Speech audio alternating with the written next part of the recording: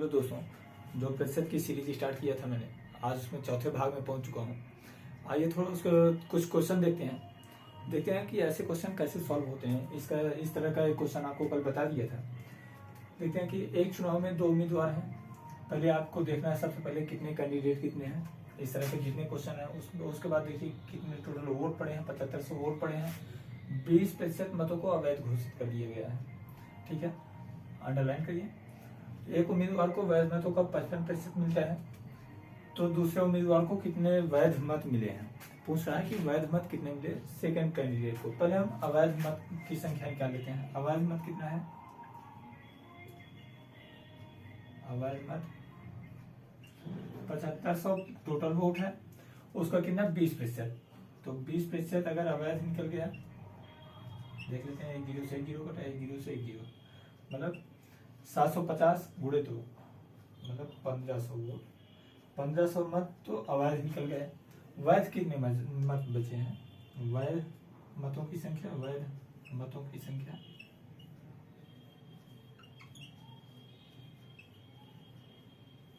जितने मत टोटल थे उसमें से हम अवैध मत की संख्या निकाल दें, वैध मत निकल जाएगा। 7500 टोटल मत है, अवैध मतों की संख्या 1500, बचा कितना? 6000 मत। अब हमारे पास टोटल बचे 6000 मत।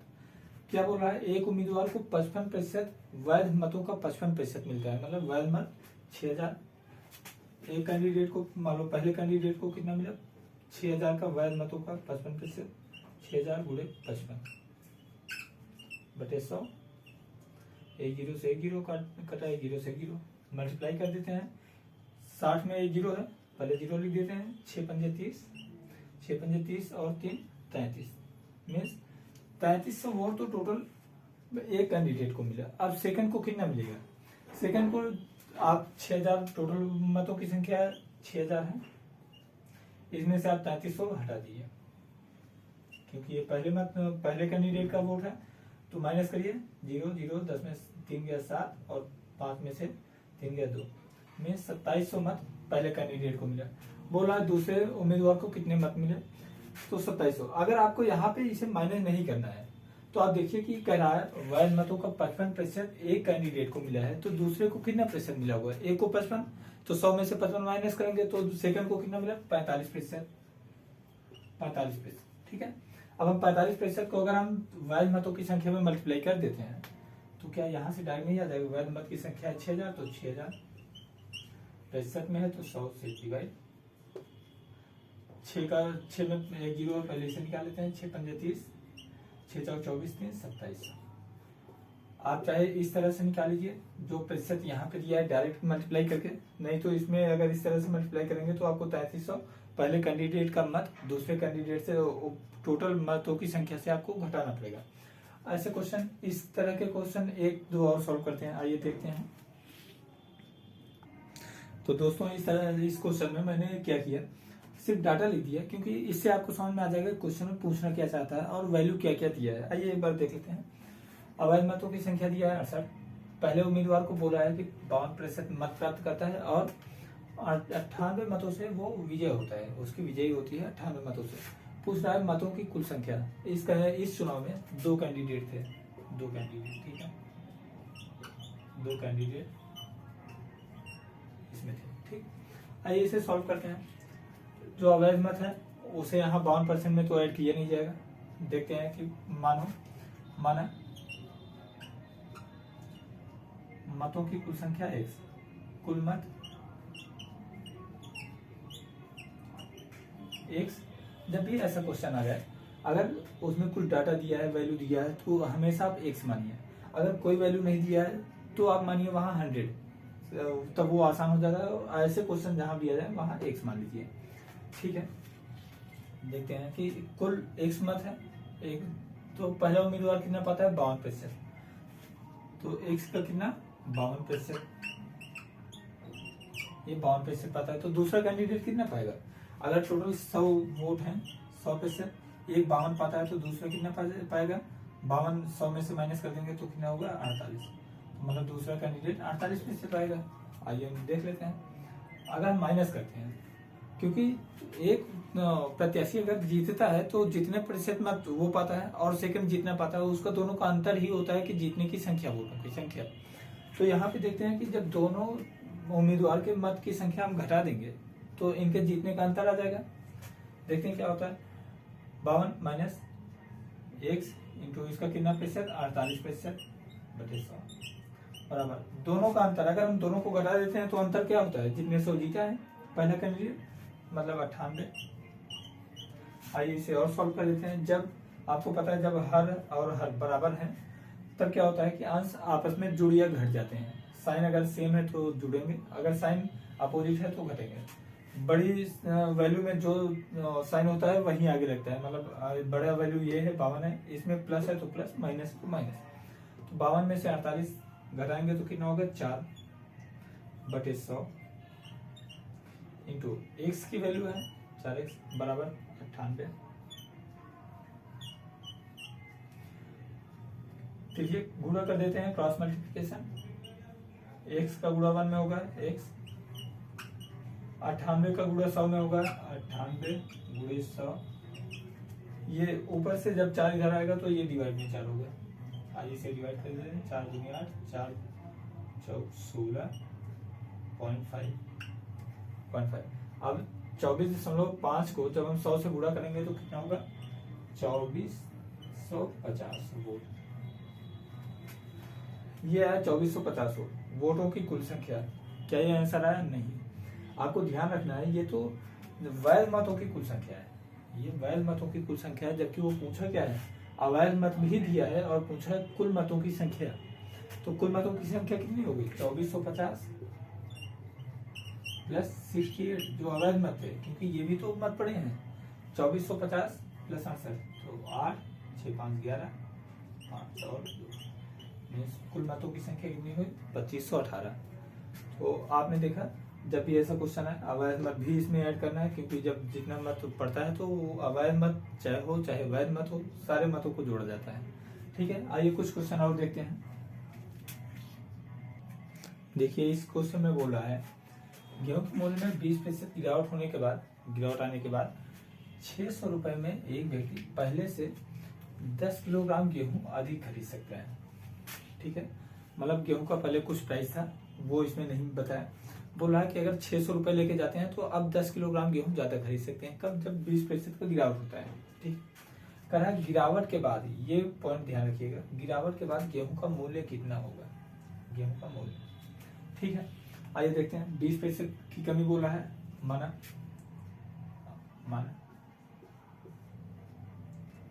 गेहूं का मूल्य कितना था, गेहूं का मूल्य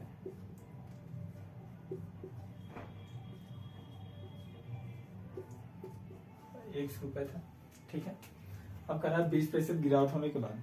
ठीक है, जब x में 20% गिरावट होगा, 20% की कमी होगी तो वैल्यू कितना हो जाएगा, 1/5, मतलब 1/5। ठीक है, अब नया कीमत कितना होगा, x माइनस 1/5, तो 5 यहाँ जाएगा, 5 में से गया 4, 1/5 मीन्स जब गिरावट का 20% गिरावट हो जाता है उसके बाद वैल्यू कितना होता है, 4/5x। ठीक है, या आप यहाँ पे चाहे 20 करें या फिर आप 20% गिरावट हुआ तो आप इसे चाहे 80% कर सकते हैं, 80/100 सेम वैल्यू आ जाएगी। आपको जो सही लगे, जो बेहतर लगे आप वैसा कर सकते हैं। ठीक है, दोनों कंडीशन यहाँ पे। ठीक, आइए देखते हैं। कह रहा है कि नया मूल्य तो कितने में मिल रहा है, पहले 600 रुपए में, 600 रुपए में नया मूल्य कितना है, 4x/5, 4x/5। ठीक है, और पुराना मूल्य कितना था, 600 रुपए में बटे x, क्योंकि x वैल्यू था। देखिए ये हम डिवाइड क्यों कर रहे हैं, 600 रुपए में जितने रुपए, अगर 10 रुपए किलो था तो आप 50 रुपए में 50/10 करते हैं तो 5 किलो गेहूं निकलता है। वैसे सेम यहाँ पे आप एक आइडिया लगा लीजिए कि कोई भी मान लो उसका प्राइस 100 रुपए है तो कितने में, 600 रुपए में अगर हम डिवाइड कर देते हैं तो हमें ये पता चल जाएगा कि कितना किलो मिलेगा। अब क्या कर रहा है, दोनों का अंतर 10 किलो हो रहा है, अगर हम इसे माइनस कर देते हैं तो इसका अंतर कितना हो रहा है 10 किलो। ठीक है, आइए इसे सॉल्व करते हैं। ये 5 ऊपर चला जाएगा तो 600 गुणे 5 बटे 4x, तो 4 से हम इसे कट कर देते हैं तो 150 हो जाएगा। ठीक है, माइनस 600 बटे x हम बराबर 10। आइए एक लाइन और सॉल्व करते हैं। 150 गुणे 5 मतलब 150 गुणे 5 750 बटे x माइनस 600 बटे x बराबर 10। अभी आपको बताया कि जब भी हर समान हो तो वैल्यू घट या बढ़ सकती है, वो साइन पे डिपेंड करता है कि ये जुड़ेगा या घटेगा। साइन अपोजिट है, मतलब इसके साइन अपोजिट है तो ये घटेगा, अगर साइन सेम होता तो ये जुड़ जाता है। ठीक है, आइए देखते हैं। 150 में से 600 750 में से 600 घटा देंगे तो बचेगा कितने 150 बटे x बराबर 10। ठीक है, क्रॉस मल्टीप्लिकेशन कर देते हैं। 10 का 1 तो इसका गुणा इसमें, इसका गुणा इसमें, x बराबर 150 बटे 10 बराबर 15। वैल्यू आई 15। क्या ये ओरिजिनल वैल्यू है? क्या ये घटने के बाद आंसर आया है 15 या फिर पहले का मूल्य है? तो आप देखिए ये पहले का मूल्य है, क्योंकि अब हमें 80% इसका घटाना है। तो ये 15 रुपए जब आया है वैल्यू, आइए देख लेते हैं, थोड़ा सा मिटा देते हैं। अभी का मूल्य कितना है 15 रुपए, ये पुराना मूल्य है। कह रहा है 20% गिरावट के बाद, तो इसमें 20% का गिरावट कर देते हैं। अब चाहे आप 20 बटे 100 करके माइनस करिए या फिर हम 80 बटे 100 करते हैं, क्योंकि ये x की वैल्यू कितनी है, ये 15। आप यहाँ पे रख दीजिए x की वैल्यू 4 बटे 5 गुणे x, तो यहाँ से कट कर देते हैं एक बार और 4 5 से 15 कटेगा 3, तो 3 चौक 12। मतलब घटने के बाद गेहूं का मूल्य कितना, वो 12 रुपए। घटने के बाद कितना, घटने से पहले कितना था 15 रुपए। ये वर्ड ध्यान रखना है आपको, गिरावट के बाद का मूल्य पूछ रहा है, गिरावट के पहले का मूल्य पूछ रहा है। अगर गिरावट के बाद का पूछेगा तो ये, नहीं तो x की वैल्यू जितनी आई थी। हमारा आंसर कहाँ आया, बी पे। आइए इस तरह का क्वेश्चन एक दो और देख लेते हैं, क्योंकि ये बहुत ही अच्छा क्वेश्चन है और बहुत ही ज्यादा पूछा जाने वाला सवाल है। आइए देखते हैं। इस क्वेश्चन में बोल रहा है कि चावल के मूल्य में 10% की कमी होने पर एक व्यक्ति 1 रुपए में 50 ग्राम चावल अधिक खरीद सकता है। इसमें क्या बोल रहा है कि एक व्यक्ति 10% की जब चावल की कीमत में कमी हुई तो वो 1 रुपए में 50 ग्राम चावल अधिक खरीद सकता है। ठीक है, उस कमी से पहले 1 रुपए में कितना चावल खरीदा जा सकता था। ठीक है, आइए हम इसे सॉल्व करते हैं, देखते हैं क्या होता है। क्या बोल रहा है कि माना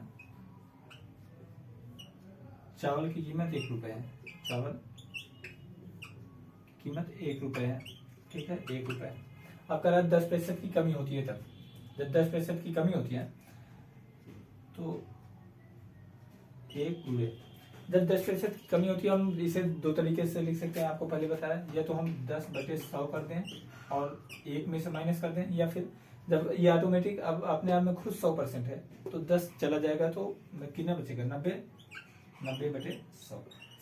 आपको इस तरह से लिखने से क्या होगा, यहाँ माइनस नहीं करना पड़ेगा, डायरेक्ट आप लिख देंगे। इसकी वैल्यू होती है कितना, एक 0 से 1 0 कटा, ये 0 जब 0 नहीं हो तो यहाँ एक अंक आगे आके दशमलव लग जाएगा। ठीक है, 0.9 रुपए।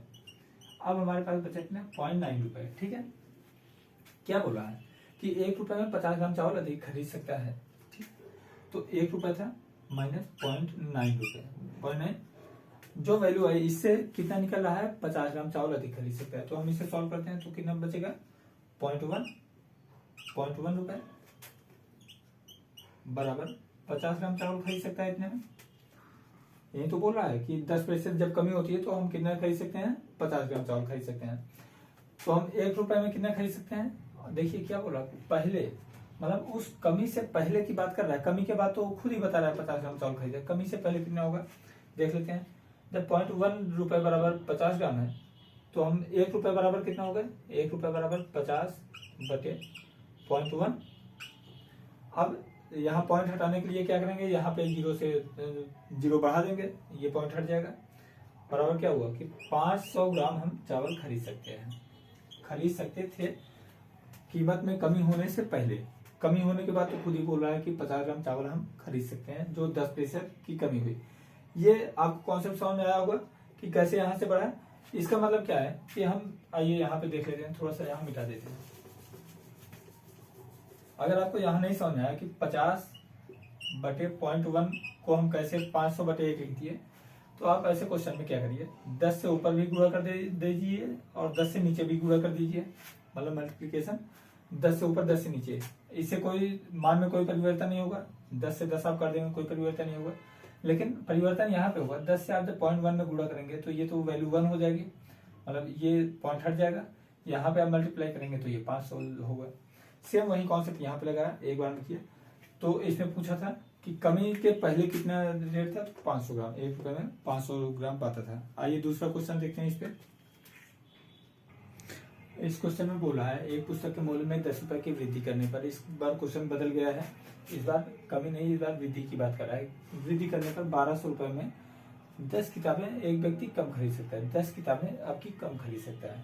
ठीक है, जब भी इस तरह का क्वेश्चन है तो हम देख लेते हैं कि इसके तो मूल्य में कह रहा है कि 10 रुपए की जब वृद्धि होती है तो इसकी कीमत क्या होगी जब कमी होगी। ऐसे क्वेश्चन में क्या करेंगे, माना पुस्तक का मूल्य कितना था, का मूल्य 100 रुपए था। ठीक है, पहले 100 रुपए था, अब बोला है 10 रुपए की वृद्धि करने पर, जब वृद्धि कर देंगे 10 रुपए का तो क्या होगा, 1 प्लस 10 रुपए, यही तो होगा। पहले सपोज कितना भी रहा होगा, अब 10 रुपए की वृद्धि होती है तो 10 रुपए हम इसमें ऐड कर देंगे। अब क्या बोला है, 1200 रुपए में वो 10 किताबें कब खरीद पाता है। फिर से वहीं पे तरीका लगाएंगे, 1200 बटे। अच्छा, आप सोच रहे होंगे इस बार x पहले रखेंगे, x प्लस 10 रखेंगे, तो आपको मैं बता दूं जहां भी कमी करने की बात हो वहां पे परिवर्तित मूल्य पहले लिखा जाता है और जब वृद्धि होगी तो परिवर्तित मूल्य बाद में लिखा जाएगा। इसमें पहले x होगा माइनस 1200। अब परिवर्तित मूल्य कितना है, x प्लस 10, x प्लस 10 होता है। कितनी किताबें कम खरीद सकता है, क्योंकि इससे माइनस करना था, बराबर 10। ठीक है, इसे सॉल्व करते हैं। नीचे x और x प्लस 10 का एलसीएम ले लेते हैं, तो क्या होगा, x ब्रैकेट में x प्लस 10। ठीक है, आइए एलसीएम लेते हैं। तो x प्लस 10 का गुणा जब 1200 में होगा तो 1200 गुणे x प्लस 10 माइनस, यहाँ तो x एलसीएम में है तो कितना होगा, यहाँ 1200 गुणे x गुणे x। ठीक है, आइए इसे थोड़ा सा सॉल्व कर लेते हैं। बराबर 10 है, बराबर 10 भी लिख देते हैं, सॉल्व करते हैं। जब ब्रैकेट ओपन करेंगे तो 1200 का गुणा x में होगा 1200x प्लस 1200 का गुणा 10 में होगा 12000। यहाँ साइन क्या है, निगेटिव, माइनस की, माइनस 1200 का गुणा x में होगा 1200 x। ठीक है, नीचे x ब्रैकेट में x प्लस 10, x ब्रैकेट में x प्लस 10। आप देख रहे हैं ये 1200x प्लस में है, ये माइनस में है, हम इसे यहीं पे काट सकते हैं, बचेगा क्या, देखिए ये 10 वहां लिखने की जगह नहीं है, हम यहीं पे लिख देते हैं 10 बराबर ये चीज। ठीक है, तो 12000 बटे x का गुणा अंदर करेंगे, x का गुणा x में करेंगे x स्क्वायर प्लस x का गुणा 10 में करेंगे 10x बराबर 10 का बटा 1, तो त्रिया गुणा कर देंगे, 1 का गुणा 12000 में जाएगा होगा तो 12000 ही रहेगा, इसमें वैल्यू चेंज हो जाएगी। देखते हैं, या हम एक काम करते हैं, यहीं पे ही 10 को यहाँ से कट कर देते हैं तो वैल्यू थोड़ी छोटी हो जाएगी, आसान हो जाएगी। अब देखते हैं, हम सॉल्व करते हैं, यहाँ भी एक बचा, तो x स्क्वायर प्लस 10x का गुणा में करेंगे तो x स्क्वायर प्लस 10x बराबर 1200 को बराबर के इधर लाएंगे तो अभी साइन प्लस में है तो माइनस में हो जाएगा, और जब माइनस में होगा तो प्लस में हो जाएगा, मतलब साइन अपोजिट हो जाएगी। तो क्या हम जगह कम है, एक ही बार में लिख देते हैं, सीधा इधर लेके चले आए, माइनस में होगा। ठीक है, अब इसका हमें गुणनखंड करना है। गुणनखंड ऐसा करेंगे कि गुणा करें तो 1200 एक्स स्क्वायर है, और जब जोड़ दें तो 10 एक्स आए। ऐसी दो संख्या ढूंढनी है, तो थोड़ा सा इसे मिटा देते हैं। ये क्वेश्चन तो मुझे लगता है हो गया होगा, आप इसका स्क्रीनशॉट ले लीजिएगा। आइए देखते हैं। ठीक है, 1200, तो सबसे पहली वैल्यू लिखते हैं एक्स स्क्वायर प्लस, दो भागों में तोड़ना है हमें इसका गुणनखंड। तो हम अगर 40x और 30x ले लें तो 40x को प्लस में और 30x को माइनस में, तो 40 माइनस 30 10 हो जाएगा। हमें ऐड करने पे 10 ही चाहिए, मल्टीप्लाई करने पे माइनस 1200 एक्स स्क्वायर चाहिए। तो यहाँ पे साइन प्लस है, तो मतलब बड़ी वैल्यू इधर रखेंगे 40x माइनस 30x रख देंगे माइनस 1200। ठीक है, ब्रैकेट बना लेते हैं। तो एक्स स्क्वायर प्लस 40x का एक ब्रैकेट, एक जोड़ा 30x माइनस 1200 का एक जोड़ा। आप ध्यान दीजिएगा, जब भी ब्रैकेट के बाहर माइनस हो तो अंदर की साइन चेंज हो जाती है। प्लस है तो माइनस, माइनस है तो प्लस। यहाँ पे क्या है माइनस, तो यहाँ पे क्या होगा प्लस हो जाएगा। ठीक है, जब माइनस बाहर में हो तो। ठीक है, यहाँ पे क्या कॉमन आएगा, एक्स यहाँ भी, एक्स यहाँ भी, एक्स कॉमन ले लिया, बचा कितना एक्स प्लस 40 माइनस, यहाँ पे क्या कॉमन होगा 30x लिखे, 30 यहाँ कॉमन होगा, 30 यहाँ कॉमन होगा, 30 ले लेते हैं कॉमन, बचेगा कितना ब्रैकेट में x प्लस 40, क्योंकि 1200 में जब 30 से हम डिवाइड करेंगे तो 40 आएगा। अब देखिए x प्लस 40 यहाँ भी, x प्लस 40 यहाँ भी, क्या हम x प्लस 40 कॉमन ले सकते हैं, तो ले लेते हैं x प्लस 40। अब बचेगा क्या x माइनस 30, ब्रैकेट में लिख देंगे x माइनस 30 बराबर 0। अब देखिए x की वैल्यू दोनों, x की अब दो वैल्यू आई, जब हम x प्लस 40 बराबर 0 रखेंगे, x प्लस 40 बराबर 0 रखेंगे, तो यहाँ पे x की वैल्यू कितनी आएगी, x बराबर प्लस 40 इधर ले जाएंगे तो माइनस 40, और यहाँ पे x माइनस 30 बराबर 0, तो x की वैल्यू यहाँ पे कितना होगा माइनस 30 बराबर के उधर ले जाएंगे तो प्लस 30 हो जाएगा, x की वैल्यू प्लस 30। आपको पता होगा कि प्राइस कभी भी माइनस में नहीं होती, तो ये आंसर हो नहीं सकता। आपका सीधा आंसर आएगा x इक्वल्स टू 30। ये क्वेश्चन देखने में थोड़ा सा बड़ा लगा, बाकी आप इसकी प्रैक्टिस करेंगे तो ये बहुत ही आसान क्वेश्चन बन जाएगा। इसमें करना ही कुछ नहीं था, दो बार वैल्यू रखना है 1200 बटे एक्स माइनस 1200 बटे एक्स प्लस 10। आप इसे सॉल्व करेंगे, 2 लाइन का क्वेश्चन है। आप देखिए कि x की वैल्यू आई कितनी, x प्लस 30। ठीक है, आइए हम कुछ क्वेश्चन और देखते हैं। दोस्तों इस क्वेश्चन में बोला है कि 72% कर्मचारी, एक कार्यालय में 72% कर्मचारी चाय पीते हैं तथा 44% कर्मचारी कॉफी पीते हैं। ठीक है, ऐसे क्वेश्चन में बी अलर्ट, क्योंकि ये क्वेश्चन आपको अक्सर फंसा देते हैं। कह रहा है 40 कर्मचारी या तो चाय पीते हैं, चाय अथवा कॉफी, मीन्स या तो चाय पीते हैं या कॉफी पीते हैं। हम क्या करें, जितने भी हमारे पास कर्मचारी हैं, अगर हम उसमें से ये 72% कर्मचारी चाय वाले को जोड़ देते हैं, 44% कॉफी को जोड़ देते हैं, और उसमें से ये तो चाय पी रहा है या कॉफी दोनों पी रहा है, तो हम 40 घटा दें, तो देखते हैं, थोड़ा सॉल्व करते हैं। हमारा कर्मचारियों की संख्या कितनी, कर्मचारियों की संख्या